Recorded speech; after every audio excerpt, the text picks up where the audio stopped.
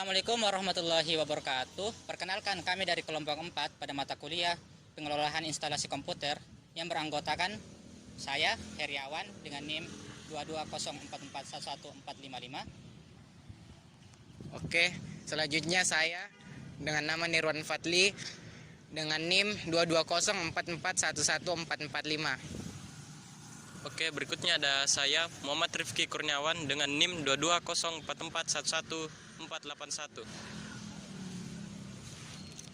Saya Dewi Lucianawati Eka Kusnadi dengan NIM 22044111460.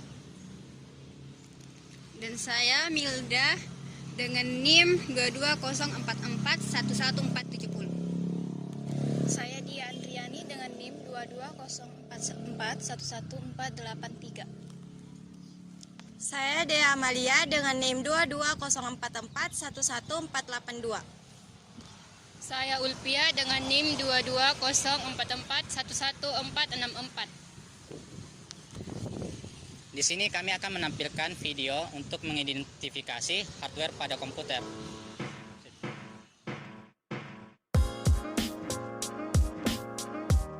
Nah, proses pertama yang dilakukan itu adalah proses pembongkaran PC.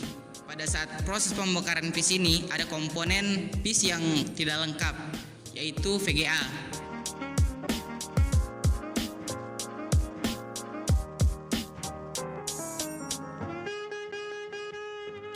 Oke, dan ini adalah baut dari motherboard. Entah mengapa baut ini terpasang pada casing. Kemungkinan terjadi salah pasang pada pemasangan sebelumnya.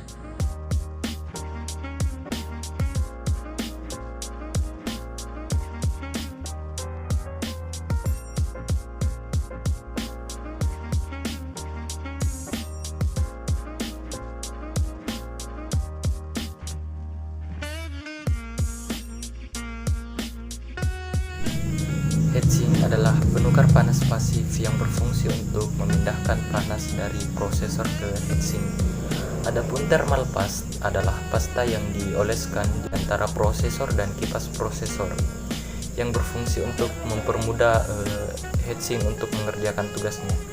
Jika thermal paste ini kurang bekerja, maka heatsink akan tentunya heatsink akan bekerja lebih keras.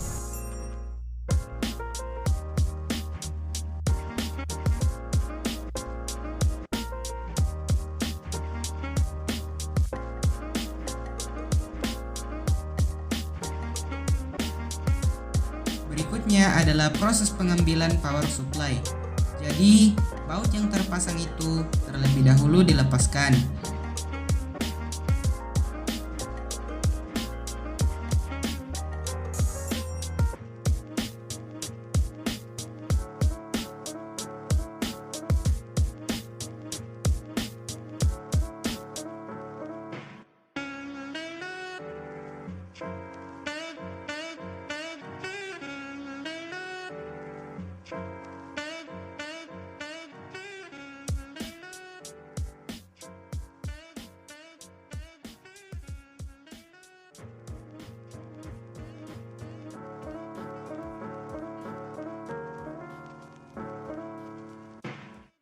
Oke, selanjutnya saya akan menjelaskan tentang apa itu power supply dan jenis-jenisnya. Jadi power supply adalah salah satu hardware yang terletak di dalam casing komputer. Power supply itu artinya sumber daya listrik, di mana fungsinya itu memberikan atau menyuplai daya ke perangkat-perangkat yang ada di dalam casing komputer. Adapun jenis-jenis power supply, yang pertama ada namanya konektor ATX 24 atau 20 pin atau kabel daya motherboard. Fungsinya itu memberikan daya atau sebagai sumber daya utama pada motherboard. Yang kedua ada namanya konektor ATX 4 atau 8 pin atau kabel daya CPU. Fungsinya itu memberikan daya pada prosesor atau CPU. Yang ketiga ada namanya Molex konektor atau konektor peripheral 4 pin. Fungsinya itu memberikan daya pada perangkat yang ada di dalam casing komputer seperti hard disk, CD atau DVD, RAM, dan kipas casing. Yang keempat ada namanya mini molex connector atau konektor floppy disk. Fungsinya itu memberikan daya pada floppy disk. Yang kelima ada namanya SATA connector. Fungsi dari SATA connector itu sama seperti molex connector, di mana memberikan daya kepada peripheral komputer. Yang keenam ada namanya PCIe konektor 6 pin dan 6 tambah 2 pin. Fungsinya itu memberikan daya tambahan pada perangkat yang ada di dalam casing komputer seperti graphic card.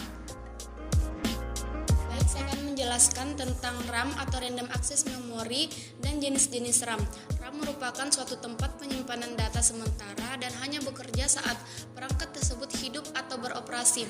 Hal ini dimaksud bahwa saat perangkat tersebut yang dijalankan oleh aplikasi program akan menggunakan RAM untuk menempatkan data sementara.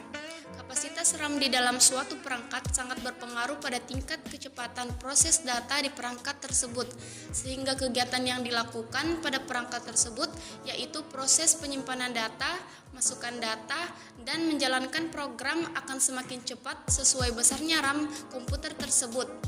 Adapun jenis-jenis RAM yaitu yang pertama RAM DDR1 memiliki kecepatan hingga 2 kali lipat lebih besar, kapasitasnya sebesar 1 GB per kepingnya.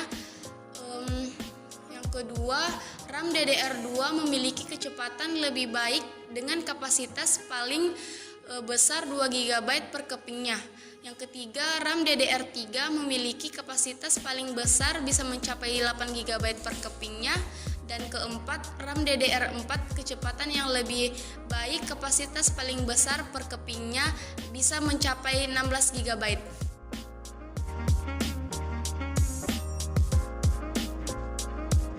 Dan selanjutnya adalah baut dari kipas prosesor.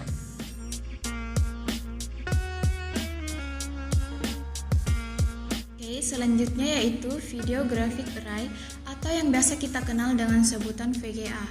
Adalah salah satu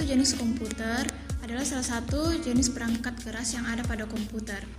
VGA sangat penting untuk perangkat video maupun gambar seperti pada monitor dan juga proyektor. VGA sendiri mempunyai bentuk berupa kabel, port, dan juga konektor yang digunakan untuk menghubungkan monitor ke kartu video. Dan di dalam VGA ini terdapat chip.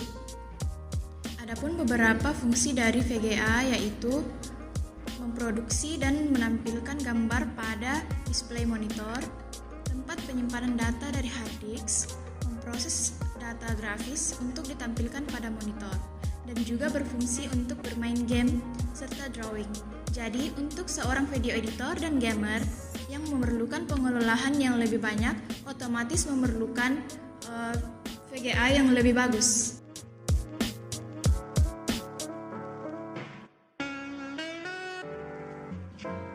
Dan berikutnya adalah proses pengambilan hard disk.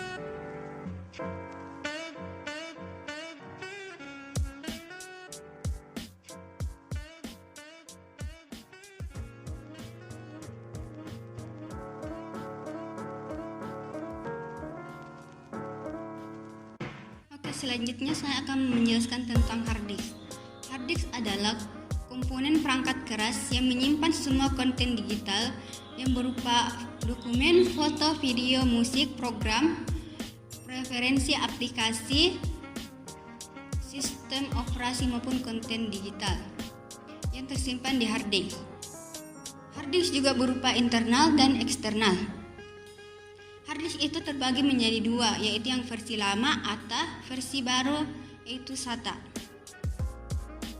Adapun generasi terbaru yaitu SSD. SSD adalah perangkat penyimpanan data yang menggunakan serangkaian IC sebagai memori untuk menyimpan data dan informasi.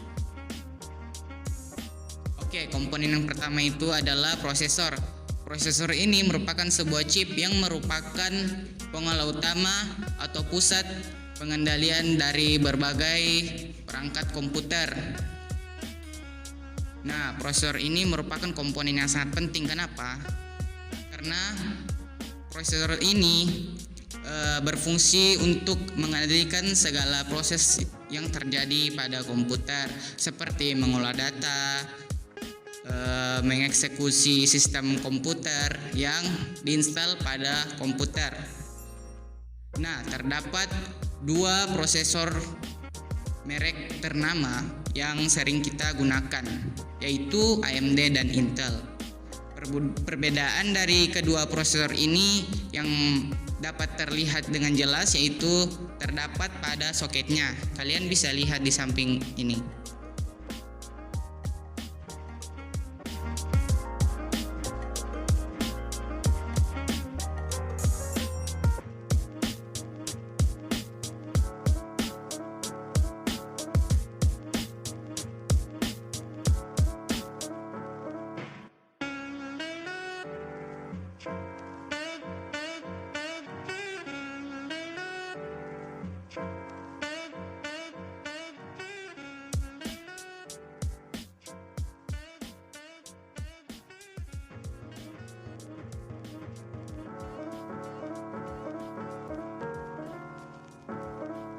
Dan kemudian selanjutnya adalah pengambilan motherboard. Dan tentunya kita harus melepas baut yang terpasang terlebih dahulu.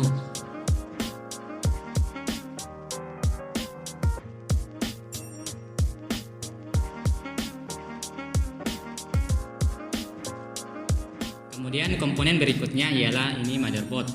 Jadi motherboard ini fungsinya sebagai tempat diletakkannya komponen-komponen inti pada komputer dan juga sebagai tempat terhubungnya komponen-komponen tersebut.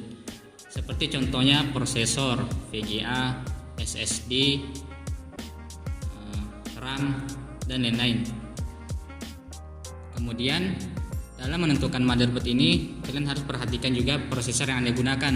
Jika kalian menggunakan prosesor Intel, motherboardnya juga harus support dengan Intel. Kemudian jika kalian menggunakan prosesor AMD, motherboardnya juga harus support dengan AMD. Kemudian dalam bentuk ukuran, motherboard ini terbagi menjadi 4 bagian. Pertama ada EATX yang ukurannya sangat besar. Kemudian ada ATX, ukurannya juga sangat besar namun tidak selengkap EATX. Selanjutnya ada micro ATX, dia ukurannya lebih kecil. Dan terakhir ada mini ITX yang ukurannya sangat kecil.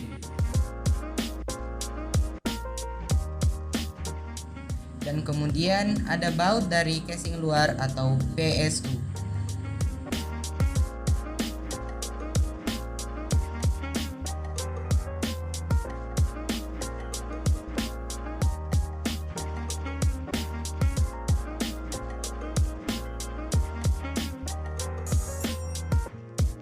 Oke, selanjutnya casing komputer. Casing komputer adalah kotak atau rumah yang berisi komponen-komponen mainboard dan perihal lainnya, atau lebih simpelnya adalah tempat untuk perangkat-perangkat komputer yang berfungsi untuk melindungi komponen komputer yang ada di dalamnya dari air, panas, debu, kelembapan, dan bentuk fisik yang mungkin terjadi. Jadi, pada casing komputer terdapat colokan USB, jack audio, tombol power, reset untuk menghubungkannya. RAM final harus dihubungkan pada motherboard. Jadi setelah kita bersama-sama telah membongkar komputer ini, kami mengidentifikasi kerusakan apa saja yang terdapat pada komputer ini, sehingga dapat rusak. Kerusakan pertama yang kami temukan adalah beberapa pin soket prosesor yang terdapat di motherboard itu bengkok. Mungkin ini disebabkan oleh pemasangan prosesor yang salah dan tidak hati-hati sebelumnya. Kemudian yang kedua ialah colokan kabel SATA pada motherboard yang rusak. Ditambah lagi dipaksa lem dengan menggunakan lem tembak yang seharusnya tidak dilakukan. Selanjutnya lagi yang kami temukan ialah tempat colokan yang terdapat pada harddisk yang kondisinya itu sudah rusak atau patah, sehingga kabel SATA dan powernya tidak dapat terpasang di harddisk. Itulah beberapa kerusakan yang dapat langsung kami lihat secara kasat mata setelah membongkar komputer ini. Namun juga penyebab kerusakan lainnya yang mungkin terjadi itu dikarenakan komputer ini itu sangat kotor dan berdebu. Mengapa demikian? Karena debu akan menumpuk di komponen komputer dan menghalangi pelepasan panas. Nah, panas yang berlebihan inilah yang dapat mungkin merusak komputer.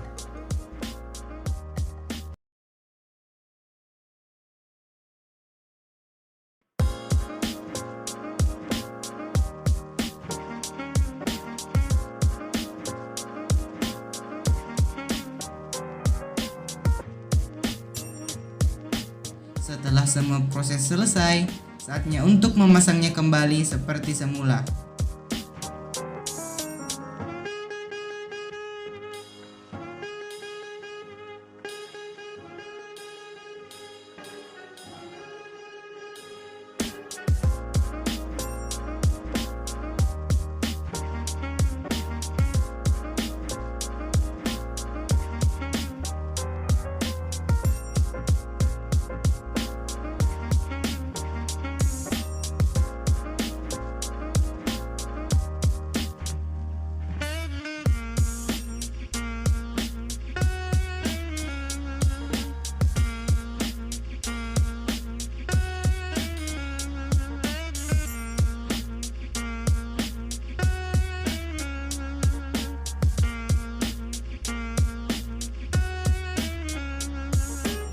Sekian dari kami dan terima kasih.